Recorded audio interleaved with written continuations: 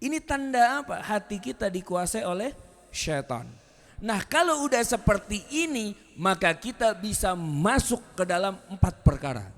Banyak banget Ustaz ya, banyak. Saya ngafalin juga ribet sebetulnya. Ya. Ada 4 lagi. Apa? Hati yang dipenuhi kebencian untuk melakukan kebencian. Kemudian ada hati yang dipenuhi kebencian untuk mendapatkan cinta. Ada hati yang dipenuhi oleh kecintaan untuk mendapatkan kecintaan. Namun juga ada hati yang dipenuhi oleh kecintaan untuk kemudian mendapatkan atau menuju kepada kebencian. Kebencian menuju kepada kebencian. Kebencian menuju pada kecintaan. Betul? Ada kemudian kecintaan menuju kepada kecintaan. Ada juga kecintaan menuju kepada kebencian. Ini dia. Yang pertama, kebencian yang menuju kepada kebencian adalah apa? Pada saat kita bencinya itu benci karena kita sendiri, perasaan kita, atau karena urusan dengan manusia lain. Karena ada nilai yang terlanggar, baru kemudian kita benci. Saya mah benci sama dia. Kenapa? Dia kalau ngomong begini. Jadi kebencian ini menuju kepada kebencian yang lain. Benci terhadap sifatnya, ya, namun menimbulkan kebencian bagi orang lain untuk membenci dirinya juga. Bisa difahami ini? Bisa ya? Baik. Yang kedua, kebencian untuk menuju kecintaan. Kebencian untuk menuju kecintaan adalah apa? Bencinya seseorang kepada hal-hal kemaksiatan untuk menuju kecintaan Allah Subhanahu wa taala. Dia kalau lihat suatu hal yang maksiat dia benci. Kok dia begitu ya? Astagfirullah. Subhanallah. Na'udzubillah. Ya Allah, hamba benci kepada perbuatannya, namun hamba tidak benci kepada orangnya ya Allah. Yang dia benci apa? Perbuatannya. Kata Allah, ini baru hambaku. Dia benci kepada seseorang tapi dia mendoakan dirinya. Dia doakan dengan tulus orang itu. Karena apa? Karena dia faham bahwa apa? Dia dengan mendoakan ini dia akan mendapatkan cintanya Allah. Ada seorang sahabat ya yang bernama Abu Damdam. Abu Damdam ini Masya Allah, ini orangnya biasa aja sebetulnya. Sahabat Rasul sallallahu alaihi wasallam. Rasulullah sallallahu alaihi wasallam suatu ketika sedang berkumpul dengan para sahabat, tiba-tiba Jibril alaihissalam turun. Jibril turun kemudian mengatakan kepada Rasulullah, "Ya Rasulullah, sebentar lagi akan ada ahli surga yang masuk ke masjid ini." Rasulullah mendapatkan kabar itu, kemudian Rasulullah pun mengabarkan kepada para sahabat yang ada di sana.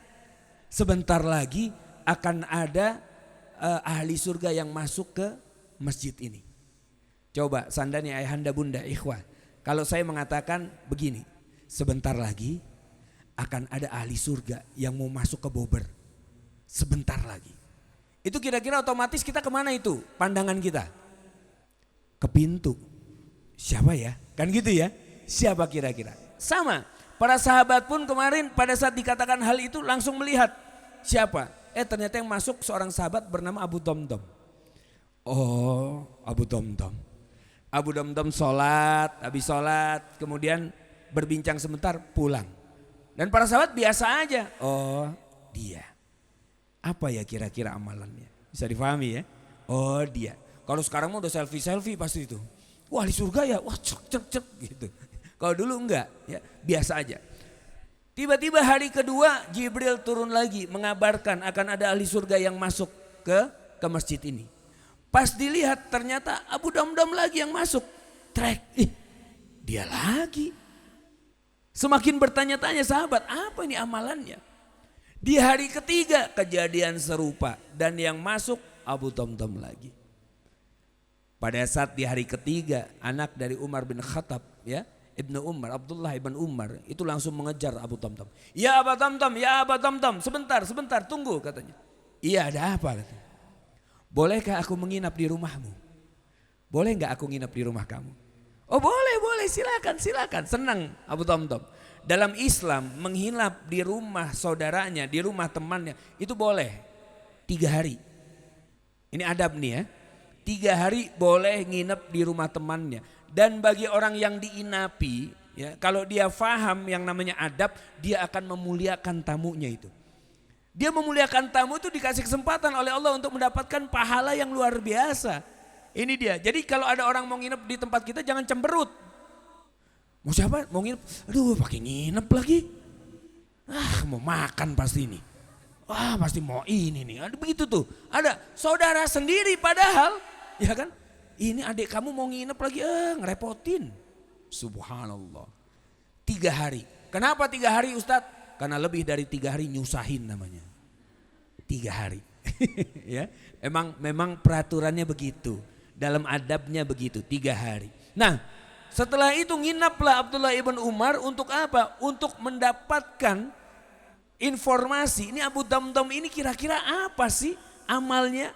Sampai-sampai 3 hari berturut-turut Jibril diutus sama Allah ketemu manusia yang paling mulia Rasulullah mengabarkan dia adalah ahli surga. Abdullah ibn Umar berprasangka. Dia berpikir begini, jangan-jangan Abu Damdam ini ahli tahajud. Jangan-jangan ahli tahajud. Maka kemudian ditunggu, dia begadang nungguin si Abu Damdam tahajud. Ternyata enggak. Abu Damdam dilihat enggak tahajud. Bangun menjelang subuh, habis itu wudhu segala macam, yuk ke masjid. Sholat subuh, dia masih husnuzon. Mungkin hari ini dia capek, nanti malam pasti. Nanti malam ditungguin lagi malam keduanya, Abu Damdam enggak tahajud juga. Enggak. Di hari ketiga, mungkin dia ahli saum. Mungkin dia ahli saum, ya. Maka ditungguin. Apakah dia saum sunnah? Dia sahur enggak? Pas ditunggu, enggak juga. Udah 3 hari ini. Udah kehabisan hakalnya, ya kan? Wah, ini mau mesti tanya kalau begini, katanya begitu. Tadinya mau secara halus, pengen tahu apa yang didapatkan. Ternyata enggak bisa. Akhirnya perjalanan ke masjid, dia bertanya sama Abu Damdam. Ya Abu Damdam, sesungguhnya aku nginep di rumah kamu 3 hari itu bukannya untuk makan gratis. Bukan untuk tidur gratis. Ada apa rupanya kata Abu Damdam ini. Jibril mengabarkan kepada Rasulullah SAW kalau engkau adalah ahli surga. Sebetulnya amalan apa sih yang kau lakukan secara istiqomah sampai-sampai engkau dikabarkan ahli surga. Kemudian Abu Damdam berpikir, yang istiqomah ya? Iya, yang istiqomah engkau lakukan setiap hari itu apa sih? Abu Damdam mengatakan, aku setiap mau tidur, aku selalu berdoa dulu kepada Allah. Ya Allah, hamba mohon ampunilah orang-orang yang menzolimi hamba pada hari ini dan pada hari-hari yang lalu. Tidur. Allahu Akbar. Itu aja istiqamahnya beliau itu. Doa untuk memohon ampun kepada Allah terhadap orang-orang yang menzolimi dia. Langsung dikabarkan oleh Allah, ini ahli surga. Masya Allah. Kita cobain Bunda, nanti malam sebelum tidur. Masih ingat gak yang zolimin kita setahun yang lalu? 10 tahun yang lalu. Masih banget Tat. Kebayang baunya aja masih berasa di sini nih. Kadang-kadang sampai begitu ya. Ya kan? Itu doain nanti malam. Ya Rabb. Ya Allah. Hamba ingin ya Allah orang ini. Kan banyak tuh yang menzolimi kita sampai sekarang mungkin ya. Fulanah, ampuni fulanah ya Allah. Hamba ridha. Ampuni fulanah ya Allah. Hamba ridha. Nah kalau yang ini jangan dulu ya Allah. Yang ini jangan deh. Yang ini lah. Ya gak begitu, jangan pilih-pilih, langsung semuanya. Ya Allah ampuni. Kalau memang kita ingin mendapatkan kecintaan Allah Subhanahu Wa Taala. Dan ini bukan dongeng Bunda, sahih ini hadisnya. Dikatakan Abu Damdam ini ahli surga. Yang mana kemudian dia memohon untuk diampuni orang-orang yang telah menzolimi dirinya. Ini dia, kebencian tapi mengarahkan kepada kecintaan. Kebencian menuju kepada kecintaan.